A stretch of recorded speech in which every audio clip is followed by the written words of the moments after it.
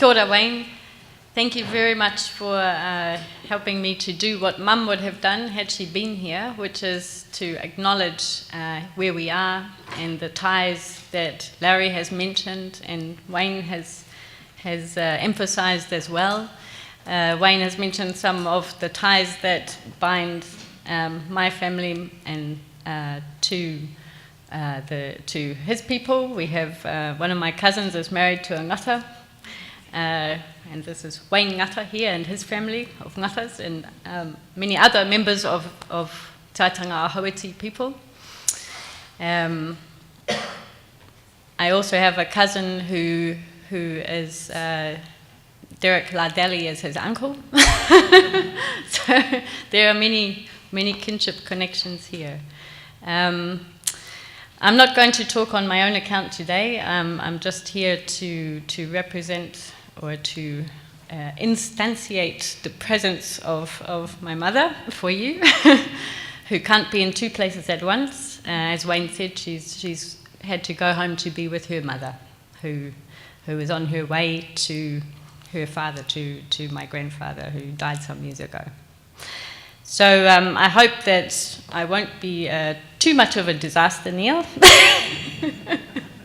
Hope that I can go through her paper for you, which she's very considerately written out. The first thing to say would be thank you very much again to Link for the welcome into this house, to Larry for bringing us and reminding us of our connections, to Wayne again. Thank you, Wayne, for helping to do this properly, or for doing this properly on my behalf. To Neil Safir for organizing many of the events, starting with helping to organize the Green Visiting Professorship that brought my mum here to Vancouver. To Mark at Green College, who's here as well. Thank you very much for your welcome, for supporting this event, for supporting the workshop that Neil and I have put together, but Neil has done much of the organization for us. So thank you to everybody on Mum's behalf and on my behalf. Okay, as you know, the title we have here is Tears of Rangi, Water, People and Power in New Zealand. Am I speaking okay with the mic? Is this, yeah, it's okay. In the 21st century Pacific, the most iconic images of the Earth are those taken from outer space. A blue globe hangs in a pool of darkness spinning in the sun. When the Pacific Ocean comes into sight, its scatter of islands is barely visible. Edged by the continents of Asia, Australia, and the Americas, the scale of this great ocean is impressive. Marbled by drifts of cloud, the Pacific covers almost a third of the Earth's surface. In its far southern reaches, one can see the islands of New Zealand, the last significant landmass on Earth to be found and settled by people. The men and women who first explored the Pacific invented blue water sailing. As they sailed across the sea, following the star paths, the sky curved overhead. Stars, comets, clouds, the sun, the moon, and birds appeared at different heights in the heavens. When waves slapped against the hulls of their voyaging canoes, it seemed that they stood still in the ocean while the land floated towards them. The Brazilian anthropologist Viveros de Castro has argued for what he calls the ontological self-determination of the world's peoples, their right to inhabit different realities. Here, he's not talking about world views, as though despite our different visions, there is just one world after all, or even humanity, or the planet, but the fact that different peoples explore different worlds and have the right to do so. For the Polynesian ancestors, a layered spherical universe in which islands sailed across the sea and stars across the sky was not a myth, but was based on empirical observation. Their explosive migrations east to Easter Island and to the west coast of South America, north to Hawaii, and south to New Zealand were made possible by fast, resilient canoes, a portable suite of plants and animals, and open-ended kin-based strategies that allowed them to transplant themselves in new, unfamiliar lands. When the first star navigators arrived in New Zealand, these challenges were formidable. In these large temperate islands, they had to learn to work with new plants, animals, and rocks.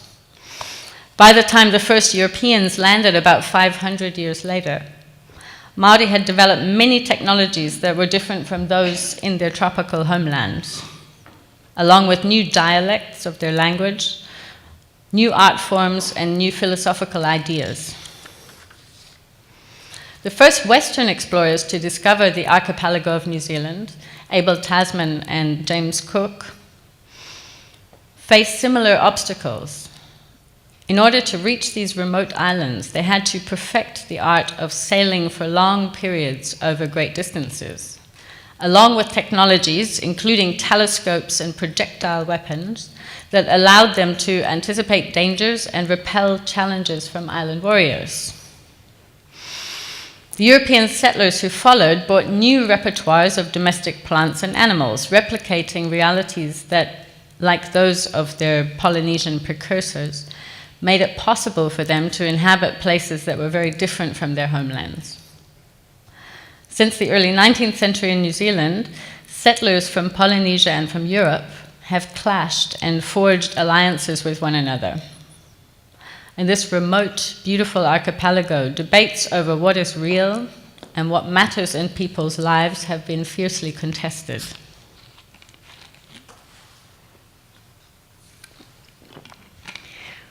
In these exchanges across the Pai, the middle ground, Maori conceptions have been mobilized,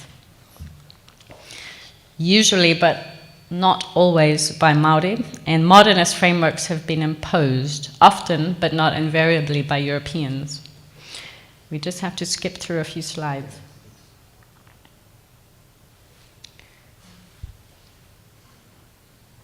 No? Back. Go back. Okay. Just stay there for now. So, in these exchanges between European settlers or the descendants of European settlers and Maori people, Maori conceptions have been mobilized, not always by Maori people, but usually, and modernist frameworks have been imposed, often, but not invariably, by Europeans. In the process, deep-seated assumptions, so often invisible or naturalized as common sense, may be brought to light.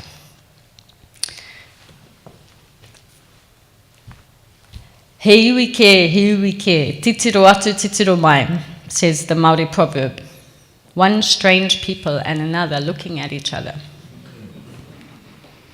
At times, when New Zealand became the first country in the world to give the vote to women, for example, or in its anti-nuclear stance, or since the Waitangi Tribunal was established, these exchanges have helped to provoke new ways of thinking. Here, I want to raise the possibility that, like biodiversity, cosmodiversity, in the sense of multiple worlds, is a force for adaptation and survival. For the old Cartesian dualisms and grids and their fragmented dreams are no longer working, not in science, nor in material matters, nor in human affairs. In order to find more adaptive ways of being, experiments between different realities are needed. Driven by the hau, the wind of life that impels all voyages of discovery, the power of the Pacific may include the capacity to explore new kinds of relations between and within human communities and with other life forms and the planet. In Maori accounts of the creation of the universe, water was the first thing that emerged. As the tribal expert Teone Tare Tikau explained, once there was nothing but water. There was no land and no sky, no sun, nor moon, and no stars nor clouds. Darkness reigned. The first forms of life began in the water, then the fish came, and then the human body. By my teaching, all began in the water. Ranginui, the sky, and Papatunuku, the earth, were formed as one ancestor, locked in a cosmic embrace. The earth trembles, the sky trembles, the ground trembles, the source trembles, the numerous trembles, the resounding tremble, the ebbing, the waters of the earth, the waters of the sky, the waters of the ground, the source of waters, the ebbing. As the children of Rangi and Papa were born, they found themselves huddled in darkness, crushed between their parents, the sky and the earth. At last, weary of their confinement, the children decided that their parents had to be separated. After many unsuccessful attempts, Tane, the progenitor of forests, lay on his back and, pushing with his legs, forced his parents apart. In their shock and their grief, they wept for each other. Mist rose from the earth and rain fell from the sky. The tears of Rangi became the first streams and rivers, giving life to the land. In August 2012, the ancestral status of fresh water was recognized when the New Zealand government signed an historic agreement with Maori tribes around the Whanganui River on the west coast of the North Island. In this document, perhaps for the first time in the world, a river was legally recognized as a living being. In some ways, this was a revolutionary step. By recognizing the river as a legal entity with an independent voice, the Whanganui River is placed in a new set of relationships with human beings. The river's own needs and rights are given legal protection. On the other hand, this agreement is less radical than it seems. A paradox lies at its heart. It includes the appointment of two guardians for the river, one by local kin groups and one by the Crown or the government. Under this arrangement, the river is put in the same legal category as children or adults who are incapacitated and have guardians to make decisions on their behalf. The river's independent voice is in fact a kind of ventriloquism, anthropocentric ventriloquism. Although this might be much better than the current state of affairs, in which the river has no rights at all, for Whanganui Māori this marks a radical shift from ancestral conceptions. In Te Ao Māori, the Māori world, earth and sky, mountains and rivers are powerful beings upon whom people depend. In the agreement signed with the Crown, on the other hand, human beings are in charge of the cosmos. At the time when this agreement was signed, the control of fresh water was a topic of passionate debate in New Zealand. This is very recent. In part, this was provoked by the degradation of rivers, springs, and aquifers in many parts of the country, and in part by Māori claims to waterways in the face of the imminent privatization of local power companies. So during the 2011 election campaign, the centre-right National Party, headed by John Key, announced that if it were elected, it would partially privatize a number of state-owned assets, including 3 power companies. After the election, the National Party decided to proceed with the asset sales despite a lot of public opposition. In preparation for these sales, government representatives began to negotiate with a group of Māori leaders representing those iwi or tribes whose ancestral lakes and rivers would be affected. This sounds a lot like some of the negotiations currently going on here over the oil pipelines and so on. The exact terms of these discussions have not been made public, but they involve various kinds of co-management of these waterways between regional bodies and Māori tribes or iwi. These negotiations took place after a succession of claims by Māori kin groups to the Waitangi Tribunal a commission of inquiry that was set up to investigate breaches of the Treaty of Waitangi. In the treaty, signed in 1840 between Maori leaders and the Crown, Queen Victoria promised to uphold, quote, the full, exclusive and undisturbed possession of their lands and estates, forests, fisheries and other properties, so long as it is their wish and desire to retain the same in their possession. And just a point of clarification, in New Zealand, the situation is a bit different from North America in the sense that there was one treaty to cover the whole country, which was signed by many different tribal leaders, but not all. Since the tribunal was established almost 30 years ago, it has heard many complaints from Maori kin groups that, contrary to these promises made by Victoria, the Crown has unfairly stripped them of their rights to lakes, rivers, springs and wetlands, and that their ancestral waterways have been severely degraded. In general, the tribunal has upheld these complaints, where Maori kin groups voluntarily shared these water bodies with the incoming settlers or sold the land around the rivers, however. The tribunal has ruled that these rights have been qualified. In response to these findings, successive governments have offered compensation to Maori tribal groups, including co-management arrangements for lakes, springs, and rivers. So it was for these reasons that after the 2011 election, the government began to talk with the Freshwater Iwi Leaders Group, whose ancestral rivers would be affected by the partial privatization of the power companies. Although the Crown excluded the question of ownership from these discussions.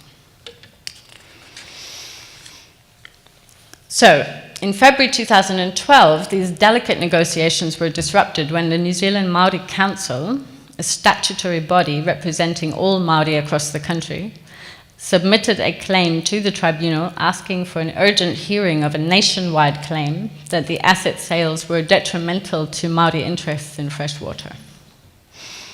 Once the power companies were partially privatized, they argued, private owners who were not bound by the treaty, because only the government is bound by the treaty, would resist remedies for the loss of Maori rights in water, such as shares in the power companies, or a say in their governments or water royalties. Sir Eddie Taihakure Duri, a former Justice of the High Court and Chairman of the Waitangi Tribunal, is the main spokesman for this claim. During his time as Chairman of the Tribunal, Duri heard many complaints about ancestral waterways and indeed wrote one of the most eloquent and influential reports on this subject, which is the report on the Whanganui River. In their claim, the Māori Council asked that the asset sales should be delayed until the government had made a formal commitment to uphold Māori rights to fresh water. The Prime Minister, John Key, opposed this request, as did the Freshwater Iwi Leaders Group, saying that they were already in tribe-by-tribe discussions with the Crown and that on this matter negotiations were preferable to a hearing in front of the Waitangi Tribunal or to litigation in the courts. So you could say this was a strategy of divide and rule, I guess. Despite their opposition, however, the Waitangi Tribunal decided to hold an urgent hearing on the claim, which began in July 2012. Soon afterwards, the tribunal ordered that the asset sales should be delayed until after the first stage of the inquiry had been completed. When the Prime Minister expressed his frustration, asking the tribunal to issue an early report on its findings, the Freshwater Iwi Leaders Group supported him at first. This group includes Waikato Tainui, a confederation of king groups based on the Waikato River, at the heart of the Maori King movement, led by Tuheitia, the present Maori King. The Waikato River is a major source of water for Auckland, the largest city in New Zealand, over 1 million people. And for Mighty River Power, so-called, the first power company that the government wants to privatize. This great river, the Waikato, famed in tribal history, is celebrated in the proverb, Waikato taniwha rau he piko he taniwha, he piko he taniwha. Waikato of 100 taniwha, at every bend a taniwha, which refers to the powerful chiefs who lived along its banks. Taniwha are awesome beings who act as guardians of rivers, harbours, and other significant places. Tūwhare Toa, a confederation of kin groups based around Lake Taupo in the centre of the North Island, and another leading member of the Freshwater Iwi Leaders Group also supported the government's position. The Waikato River has its ultimate source in Lake Taupo, and Tūwhare Toa and Waikato have been allies for many generations. While the tribunal was still sitting, the Prime Minister tried to influence public opinion by saying that no one owns the water, which is the position adopted by the Crown's lawyers during the hearing. When the tribunal issued its first report, though, it dismissed the Crown's arguments and found that Maori kin groups do have property rights in fresh water. In addition, it recommended that the government should hold a national hui, or gathering, to discuss these issues and delay the asset sales until it was settled. The tribunal also suggested that in recognition of Māori rights to fresh water, the kin groups should be awarded shares and some governance rights in the partially privatised power companies. As soon as these findings were released, the tribunal's findings, there was a furore, a media furore. In letters to the editor, articles, blogs, and in private, many New Zealanders expressed incredulity that Māori should have the gall to claim to own fresh water, although it's true that a minority were sympathetic. Buoyed by these expressions of public support, the Prime Minister sought to dismiss the tribunal's findings, repeating over and over that no one owns the water, no one owns the wind, no one owns sunlight, no one owns the sea. For this reason, he argued, there was no need for a national hui or gathering to discuss the matter. When, in defiance of the Prime Minister's admonition, King Tuheitia summoned such a gathering, John Key announced that he would not attend, and he also forbade members of his government, including the Māori MPs, Ministers of Parliament, to go there. So in New Zealand, there are a number of parliamentary seats which are reserved for Māori members, and he forbade those people to join this hui. This put the Māori Party, the party from which many or all of the Māori MPs are drawn at the moment, this put the Māori Party in a difficult position. Along with two other small parties, the Māori Party is in coalition with the national or conservative government, holding the balance of power. When the leaders of the Māori Party announced that they would not attend the hui, called by the Māori King, their former colleague, Hone Harawira, abused them, using an offensive term that implied that they were slaves. Despite widespread popular opposition to the partial sales of the power companies, public anger was now diverted against Māori claims to the ownership of fresh water. So instead of complaining that the government was going to privatize the waterways and the power companies, now everybody was very exercised about this idea that Māori people should claim to own this water. Rodney Hyde, a rather notorious right-wing politician, wrote in the New Zealand Herald, the national newspaper, "Who would have believed it? Singing a song can make a river yours. Plus, you give a chunk of a power company and a say over that company, how that company is run." Well, that's what the Waitangi Tribunal says, he wrote. "It's not quite enough to just sing a song. You should also know the river's taniwha and use the river to wash away spells and curses. But the clincher is to recognize the river's life force. Then it is yours." So he was writing in a very ironic tone, in case anyone was wondering.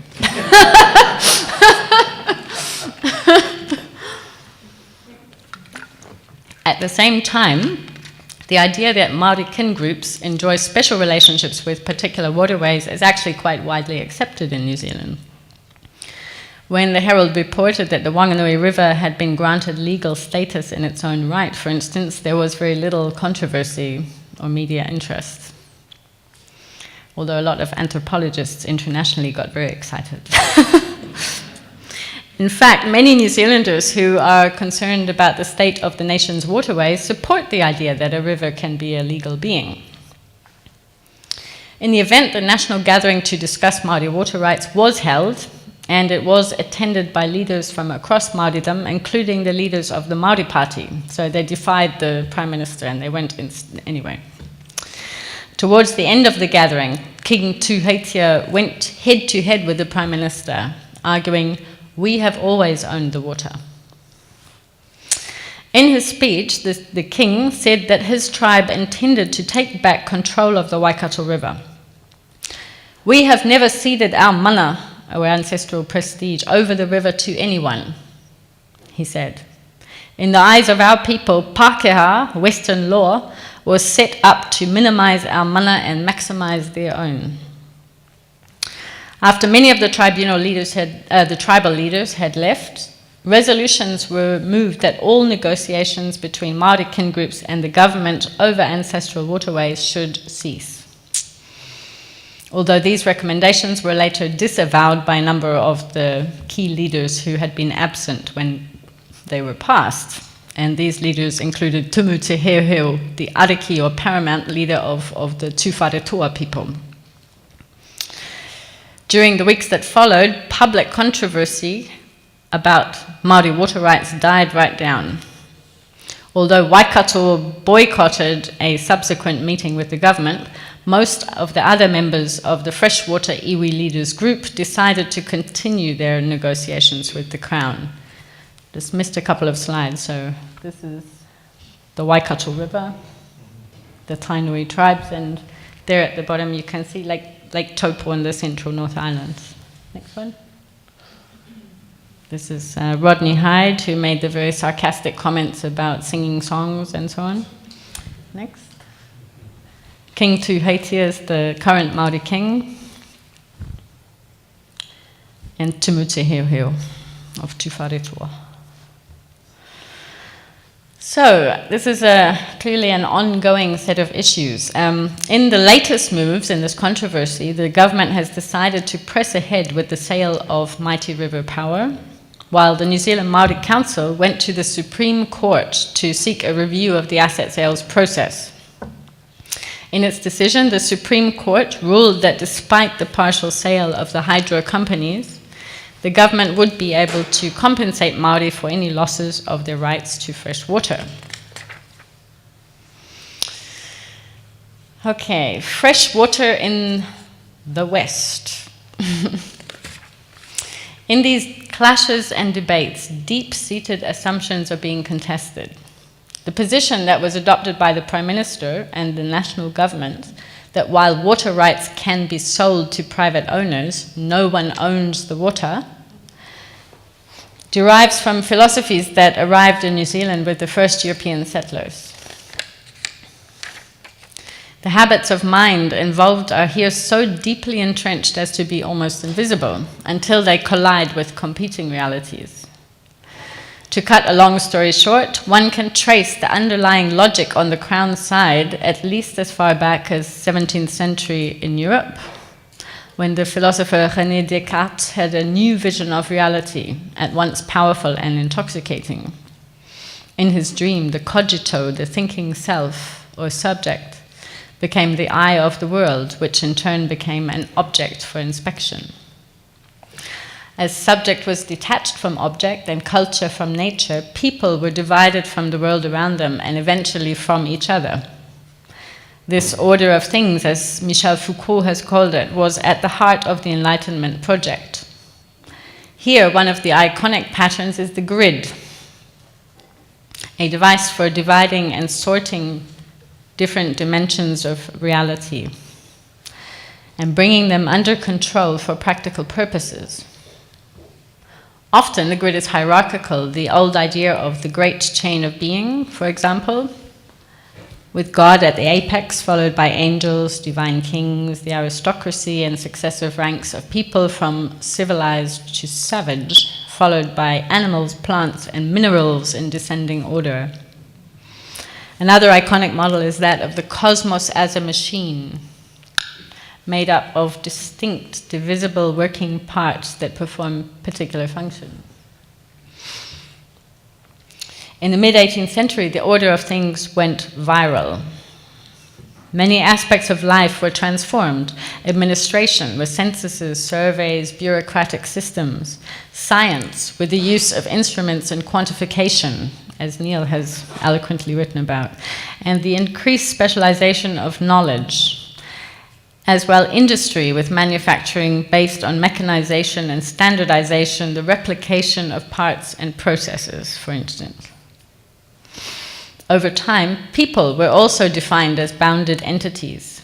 The autonomous, property-owning, rights-bearing individual, for instance, and subjected to various kinds of discipline, as Foucault has famously argued. Coupled with notions of progress and improvement, the order of things gave an air of virtue to imperial expansion, the Industrial Revolution, global capitalism, and models of technocratic control. Under the detached gaze of the all-seeing subject, the world has progressively been transformed into bounded entities, from people to land to forests, airwaves, fish and water, all becoming commodities with a price in the market. Nor has this process ended.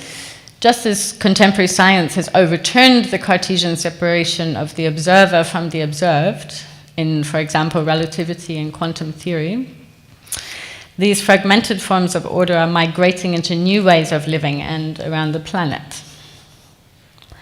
As the physicist David Bohm has remarked, this has led to widespread confusion and what he calls a range of social, political, ecological, and psychological crises. What is primarily needed, says Bohm, is a growing realization of the extremely great danger of going on with a fragmentary process of thought. This would give urgency and the energy required to meet the true magnitude of the difficulties with which fragmentation is now confronting us. At the same time, as Peter Hans Ryle has argued, the order of things was not the only strand in the Enlightenment vision.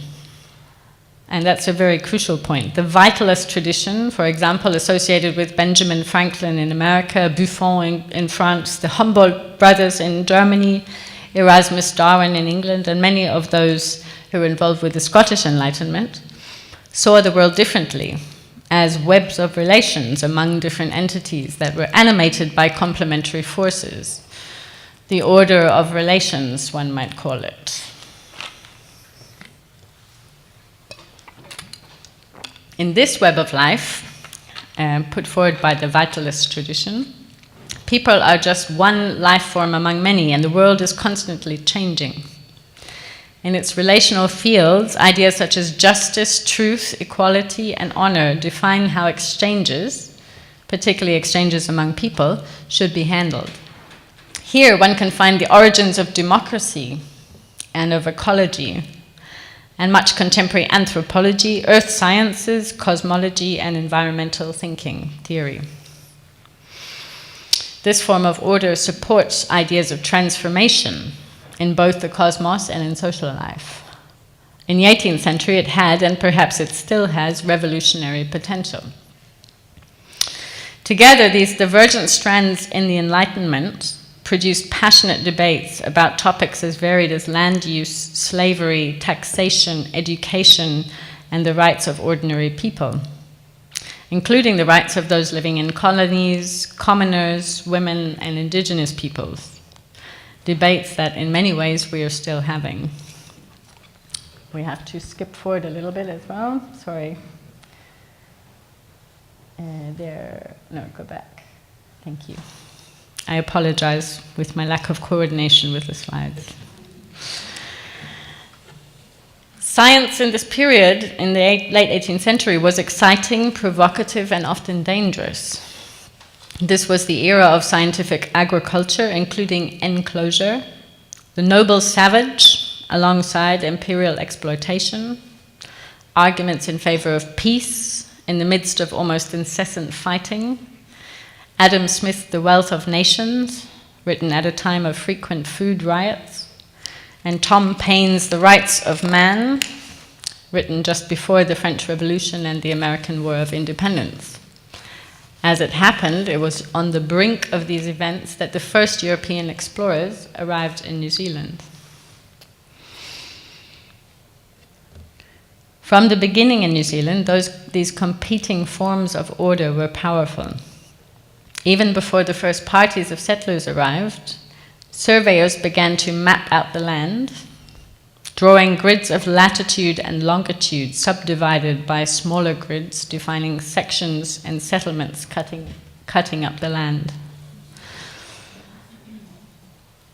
And cutting up the land was a term used by a number of Maori people who were protesting against it at the time. In the process, the islands of New Zealand, including rivers, springs, and lakes, were partitioned into blocks, called blocks, bounded units with parcels of rights that could be bought and sold on the market.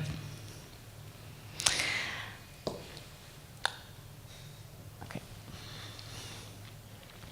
Under the Great Chain of Being, it was taken for granted that civilized Europeans and their ways were superior to those of Maori barbarians or savages, as contemporary discourse had it. As soon as the Treaty of Waitangi was signed in 1840, British agents assumed that all land in New Zealand was vested in the Crown and subject to British law. As we've seen, however, in the treaty, the Queen guaranteed to Maori the undisturbed possession of their lands, forests, fisheries, and other property, including waterways, as long as they wished to retain them, a provision that owed much to relational thinking. In the event, this obstacle to European settlement was resolved by defining Maori rights, including rights to fresh water, as a burden on the Crown's title until they were extinguished, formally extinguished in law. At first, this was achieved by so-called voluntary sales, although many of these early transactions were later repudiated. Later on, when Maori began to refuse to release land and waterways, their rights were extinguished by military action, followed by confiscation, forced sales, and freehold titles imposed by the Native Land Court. The Native Land Court was not a court run by native people, you understand. It was a court dealing with the enclosure and distribution of ownership rights in land. At the same time, some Europeans, including the first Chief Justice of New Zealand, Sir William Martin, hotly protested the injustice of these proceedings as violations of the Treaty of Waitangi. So there were, even among the legal fraternity, quite a lot of discussions and debates about what really these legal documents represented. With respect to freshwater, where land blocks were adjacent to non-tidal rivers and lakes, it was assumed that under English common law, title to the land ran to the center line of the waterway, or the center point in the case of lakes. This is the maxim of ad medium filum aquae. At the same time, it was assumed that fresh water itself could not be owned. As Sir William Blackstone argued in his commentaries, 1765 to 69, because water is a movable, wandering thing and must remain common by the law of nature, I can only have a temporary property therein. Since it was wild and untamed, in other words, fresh water was held to exist in a state of nature where property rights did not apply. As European settlement intensified, though, the Crown claimed control of all navigable rivers and lakes in New Zealand on the grounds that this was necessary to protect the national interest in drainage, flood control, and town water supplies. Nevertheless, it did not claim to own the water itself, which was still regarded as part of the commons. In the recent debates over Maori claims to fresh water, the Crown has continued to uphold this position. At the same time, in New Zealand as elsewhere, the idea that fresh water is part of the commons is under siege. From Brazilian rainforests to the Arctic and Antarctic ice caps to wild waterways, the last refuges of untouched nature are being redefined as resources for human use. In this anthropocentric vision, even those who seek to protect these places, so environmental activists and so on, talk about the services that they perform for humanity, fostering the illusion that people are in charge of the planet. Once these services are quantified and a price is put on them, they too become commodities, available for sale on the market. Carbon credits, for example. Within this kind of logic, it makes sense to charge for the use of fresh water. It also seems reasonable that a river, even one with an independent voice, like the Whanganui, needs human guardians to speak on its behalf. So, we now move into a section called Fresh Water in Te Ao Māori, which roughly translates as the Maori world. In front of the Waitangi Tribunal, Maori witnesses who are involved in freshwater claims sometimes deploy modernist conceptions of private property and ownership to make their arguments. On other occasions, though, they appeal to ancestral philosophies. In the process of these shifts and juxtapositions, deep-seated, taken for granted presuppositions may come to light. When explaining ancestral approaches to particular waterways, for instance, witnesses often invoke the origins of the cosmos, which we heard before, the story of Rangi and Papa and their children. To paraphrase Viveros de Castro, these chants, tales, and carvings do not reflect a Maori worldview, but rather express a Maori world objectively from inside it. In some Maori cosmological chants, the world begins with a burst of energy. This generates thought, memory, and desire. Next comes te kore, nothingness, the seed bed of the cosmos, and the po, long eons of darkness, followed by hauora and hautupu, the winds of life and growth, and water, the sun, stars, moon, and planets, female earth and male sky. When earth and sky come together, the ancestors of the winds, sea, and waterways, and plants and animals emerge, followed by birds, fish, reptiles, insects, and people. Complementary pairs of beings engage to create new forms of life. As Marshall Sahlins has remarked, this universe is a gigantic kin, a genealogy, a veritable ontology, he says. In this relational universe, ordered by whakapapa, often translated as genealogy, new phenomena emerge from the exchanges, from utu, between complementary powers. These alternate between gift-giving and union, and quarreling and exclusion. From the very beginnings of the cosmos, hau, the winds of life and growth, flow through all forms of life, including all matter. As Marcel Mauss observed in his classic work, The Gift, Et c'est sur le don, gifts among Maori carry part of a donor's hau, creating an obligation for reciprocal giving. By the same token, injuries that damage the hau must be requited if life can continue. This applies to the relations between people and other life forms, including waterways, as well as the relations among people themselves. Here, there are no Cartesian splits between the subject and the object, or between culture and nature. There is no idea of the autonomous cost-benefit calculating individual. When these exchanges are in a state of balance, the hau flows unimpeded, and networks of relations, families, communities, and ecosystems, are in a state of ora, healthy, prosperous, and in good heart. This kind of logic is neither utopian nor sentimental. If reciprocity falters, entire networks and their members begin to fail and become mate, unhealthy, dysfunctional, and destructive. A state that can apply to communities and to ecosystems, including lakes and rivers, as well as to people, individuals.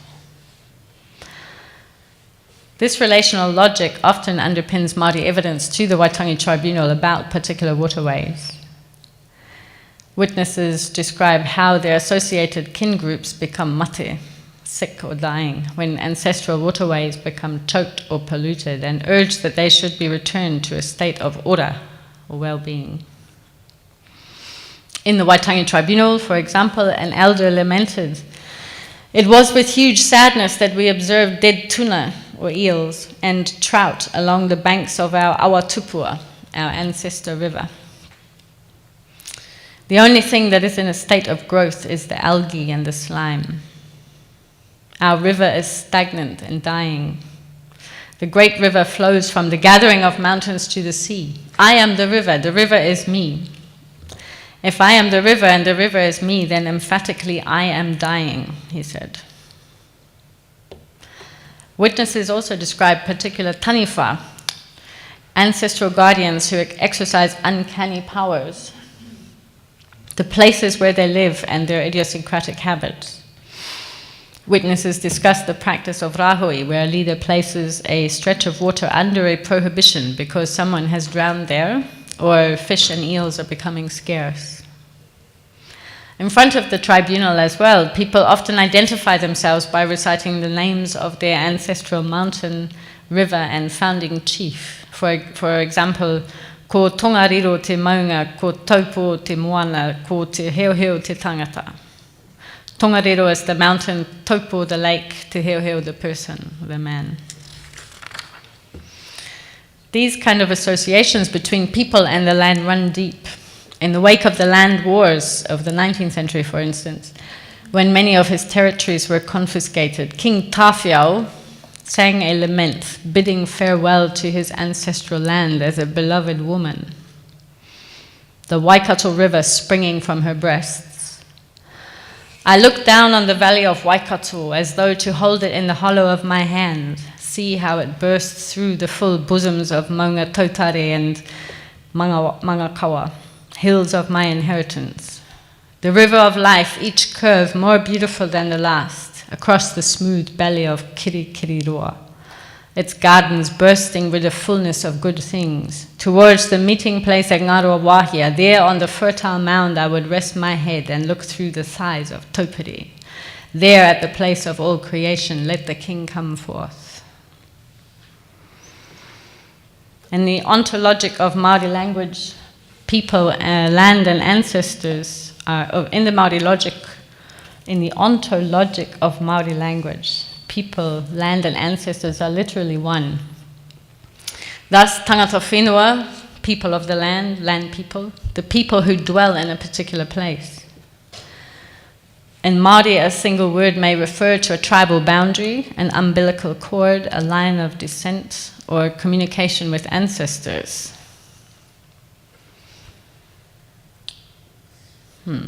Try again. Nope. Come back. There, that's the one. Kaha, line of ancestry, lineage. Rope, hill ridge, navel string, line on which new rods were placed for divination. Boundary line of land. Aho, string, line, woof of a mat, line of descent. Medium for an atua god in divination. Kānoi, weave the aho tāhuhu, the main thread of a garment, trace one's descent, strand of a cord, rope, authority, position. In this sort of order, rivers may be understood as plaited ropes in which different genealogical lines are entwined. In the tribunal hearings, for example, the Whanganui River was described as a three-stranded rope, binding the upper, middle, and lower river iwi, or kin groups, together. This helps to understand what was going on in 1856 when the Māori King movement was established. After calling a gathering at his headquarters, Te Heo, the paramount chief of Tuwharetoa, set up a flagpole which was flying the flag of the Confederated Tribes of New Zealand.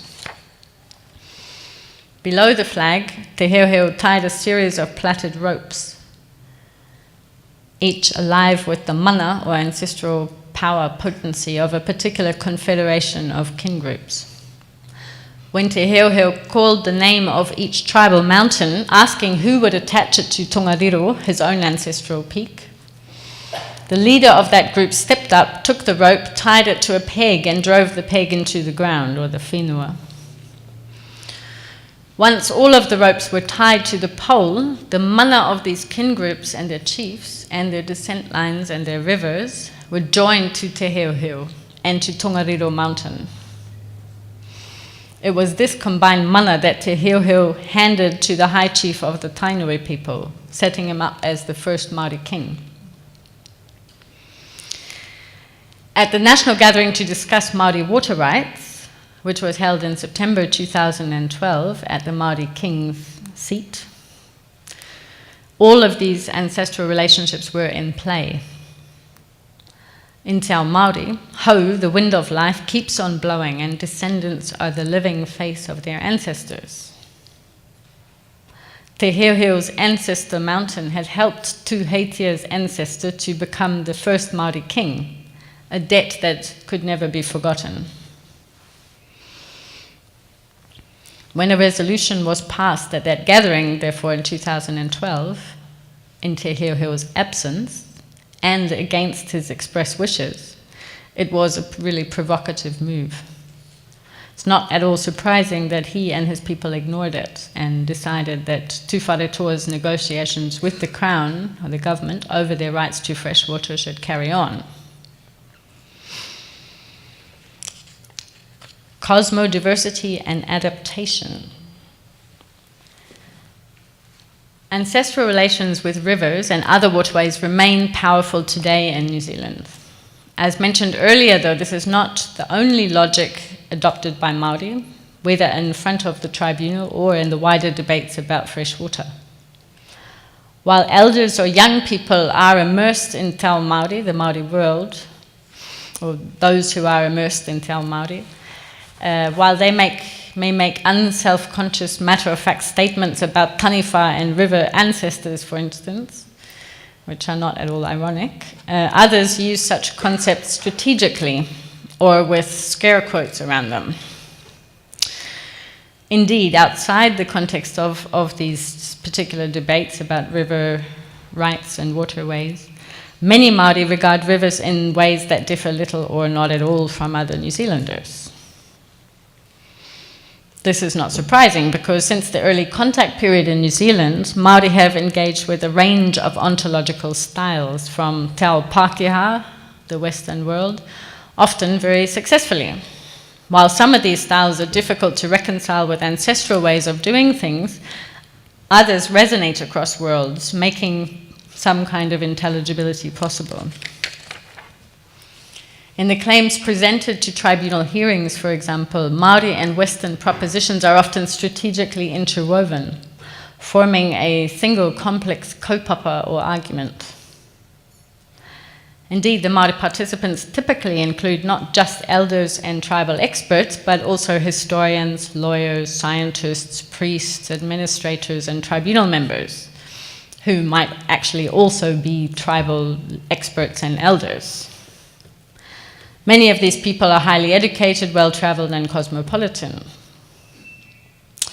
At the same time, their ancestry places them within whakapapa, this multi-dimensional, open-ended, ever-moving, and intricate relational field of play. Here, a single ancestral link suffices for membership, though this has to be kept alive by active participation. In different contexts, the person can call upon different arrays of relationships, turning from one taha or side to the other in the kinship networks. For some, this involves a kind of ontological teleportation in the spiral of space-time. While at one moment they stand in Te Ao Māori, where river ancestors are real and co-present, at another they may speak and think as a physicist, or as an historian, or a highly trained lawyer, with no evident sense of contradiction. space-time location in the relational field and the relevant mode of being are mutually implicated. In Te Ao Māori, the Māori world, there is nothing new about shifting between different dimensions of reality or different realities. For instance, Te Pō, the dark realm of ancestors, and Te Ao, the everyday world of light, or different papa or levels in the relational networks, hence the term whakapapa, literally making papa, creating new kinds of life. Whakapapa in Māori means much more than just genealogy. At certain strategic points, these dimensions intersect, and the sites at which this happens are particularly potent places. These sites, which act as pai or portals, may be people, tohunga priests or experts, for instance, or ariki, high chiefs. They may be taonga, ancestral treasures, toi Māori, ancestral art forms, or zones and events in which Māori ways are dominant. For example, marae, gathering places, kapahaka, action song groups, or wakaama, outrigger canoe paddling groups, and so on.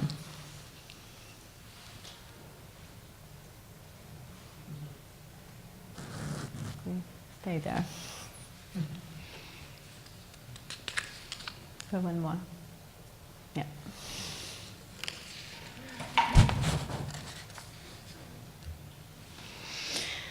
This is just as well, because throughout the public debates over freshwater, it is evident that the freshwater iwi leaders group and the claimants are being placed in a series of double binds, in particular between different ontological styles.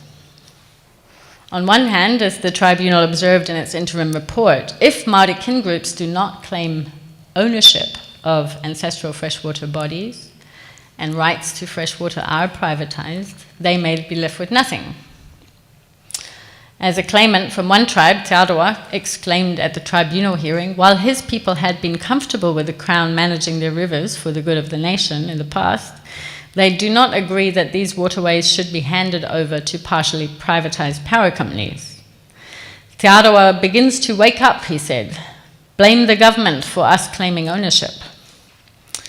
In consequence, claimants and their counsel sometimes draw on British common law and New Zealand case law to argue that at the time of the treaty, they were in undisturbed possession of their ancestral waterways, and that in 1840, when the treaty was signed, the rights guaranteed to them under the English text of the treaty equated to absolute ownership. Since then, those rights may have been modified, but they have never been extinguished. So that's one set of arguments. On the other hand, various witnesses have expressed frustration about being forced into a language based on possessive individualism, property, ownership, rights, to speak about their relations with ancestral water bodies. So Tony Wahu, for example, exclaimed, "It's not an ownership issue, it's kaitiakitanga, guardianship, it's mana. My Māori heart says let it cease, but my Western mind says perhaps we can find a solution." In his closing remarks, however, the Crown Counsel quoted these words back at the claimants, arguing that in their own terms, Māori could not properly claim to own waterways in New Zealand. In its findings, the tribunal identified the nub of the problem, without, unfortunately, offering any real solution to it. They said, "We agree with the Whanganui River Tribunal, which found in respect of that river, it does not matter that Māori did not think in terms of ownership in the same way as Europeans. What they possessed is equated with ownership for the purposes of English or New Zealand law." So they recognized that the concepts were not equivalent, in a way not comparable, but nonetheless, it must now be made equivalent or comparable. In other words, if Māori claimants wish to uphold their relations with ancestral waterways, they have to now acquiesce in having these redefined as property interests for the purposes of the law, a kind of ontological submission. If they refuse, their claims will have no legal force. If they do acquiesce, however, they may appear opportunistic and insincere. Statements such as, "Ko au te awa, ko au te awa, ko au. I am the river and the river is me," are turned against them, framing the position as self-betrayal if they allow ancestral springs, streams, and rivers to be turned into resources for sale. In addition, the Maori claimants may be seen as betraying a wider public interest in retaining fresh water as part of the commons. They may be seen as kind of traitors bargaining for shares and cash when they might have stopped the asset sales altogether. To make matters worse, if different Maori groups deal with this paradox differently, they are accused of inconsistency, undermining the overall legitimacy of kin group claims to special relationships with ancestral waterways. No matter which way they turn, they risk losing mana and public support. So, in front of the tribunal, Maori claimants were acutely aware of these kinds of dilemmas. As Tony Waho remarked, posing the ontological question, here's the problem. There is no place where things can be graded with proper legal form in our world, Tau Māori, here in our land, New Zealand, which is able to resolve the conflict of the two worlds, Tau Māori, Tau Pākehā, the Māori and the Western worlds. There is no place where things can be graded with proper legal form in our world, which is able to resolve the conflict of the two worlds. In such a situation, is there any way out? There may be. And of course, we turn to anthropology for the solution.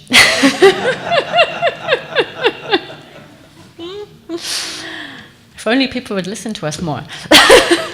In Gregory Bateson's classic account of the double bind, it is suggested that one way to escape such lose-lose situations is to shift to another logical level.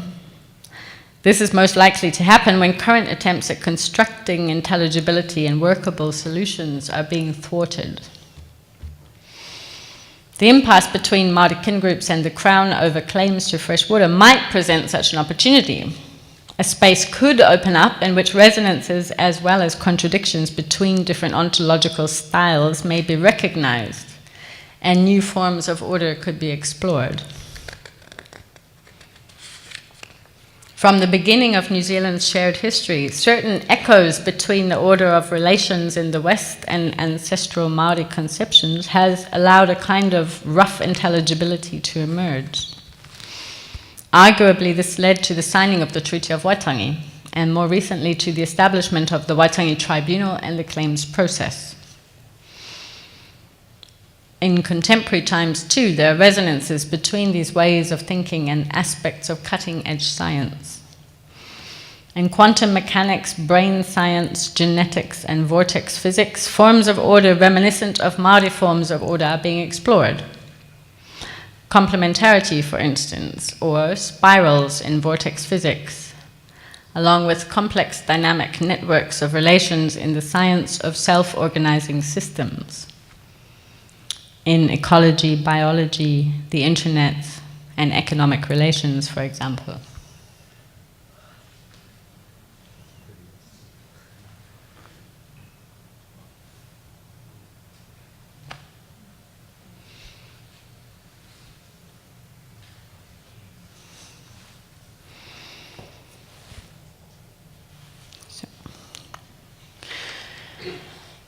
Backed by Māori and other advocacy, these resonances help to open up spaces for experiment.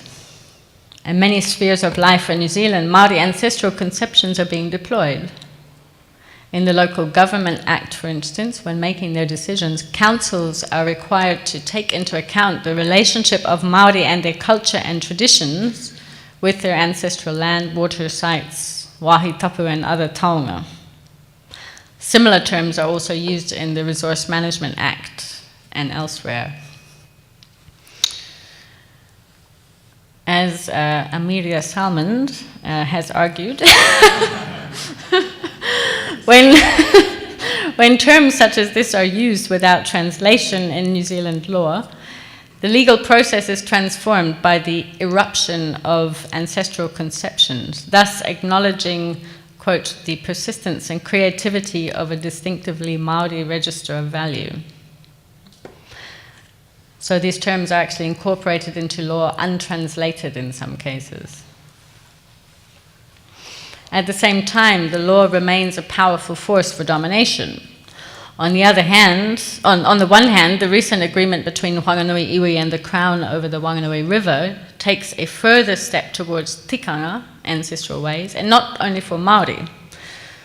On the other hand, it requires those kin groups to accept that despite protestations to the contrary, their ancestral river has no independent voice that is recognized in New Zealand law. It has to have guardians to speak on its behalf. More creative jurisprudence may still follow. Rather than defining waterways and forests and fisheries as common pool resources, as the Nobel Prize winner Elinor Ostrom has suggested, perhaps New Zealanders might give up the idea altogether that rivers, lakes, streams, fisheries, and forests exist primarily to serve human needs, along with the utilitarian terms, including commodity and resource, that fosters the illusion that they can be used without limit for human purposes. In such a framework, particular waterways might enter into relationships of various kinds with iwi, hapu, and other local communities, and all those who use them. This would include their right to remain ora, with sustainable flows and healthy ecosystems, ensuring that in their relations with people they are not degraded or destroyed. This would acknowledge the fact that people depend upon freshwater for their survival, rather than the other way around. In the Pacific and elsewhere, it is likely that the most intransigent obstacles to solving environmental and other kinds of challenges lie at the level of presupposition. Blinded by old European myths, the split between nature and culture, the great chain of being with its emphasis on human control of other life forms, the fragmented grids of the order of things and doctrines of technocratic progress and improvements, individuals and nation-states alike avert their gaze from the evidence indicating that these ideas are dangerous illusions, along with the risks that they're propagating. In the face of increasingly urgent scientific warnings about the degradation and depletion of waterways, soil exhaustion, losses of biodiversity and climate change, with temperature rises, extreme weather events, very, very long winters, sea level rises, and the acidification and warming of oceans, people persist in supposing that it's possible to exploit the land, sea, plants, and animals, even to the point of destruction, without risk to their own prosperity and survival. As Jane Bennett has recently argued, the image of dead or thoroughly instrumentalized matter feeds our earth-destroying fantasies of conquest and consumption. Thus, Homo hubris trumps Homo sapiens. In such a situation, despite scientific claims to the contrary, epistemological solutions will not work. Fundamental presuppositions and the forms of order will have to shift if more lasting styles of living are to be found. Here, ontological styles in which matter has never been dead or separated from people may prove helpful. When Bennett urges us to picture an ontological field without unequivocal demarcations between human, animal, vegetable, or mineral, where all forces and flows are or can become lively and affective, I think of the 19th century Maori philosopher Nepia Pohuhu, who said, "All things unfold their nature, tupu, live, ora, have form, ahua, whether trees, stones, birds, reptiles, fish, quadrupeds, or human beings." Just as the physicists Niels Bohr and David Bohm drew upon Asian conceptions to grasp quantum theory, and Marcel Mauss reflected on the Maori idea of the hau to imagine alternatives to a commodified world, Pacific insights could offer a measure of ontological freedom. As my mentor Edwida Sterling once said, knowledge is a blessing on your mind. It helps your footsteps to find the right pathways for the people. In our sea of islands, scattered across a third of the planet. One more? Oh. Sorry. In that's okay, you can stay there. Yeah. I'm on the last sentence. In our sea of islands, scattered across a third of the planet, new voyages of discovery are still possible, and a search for new ways of being. Thank you.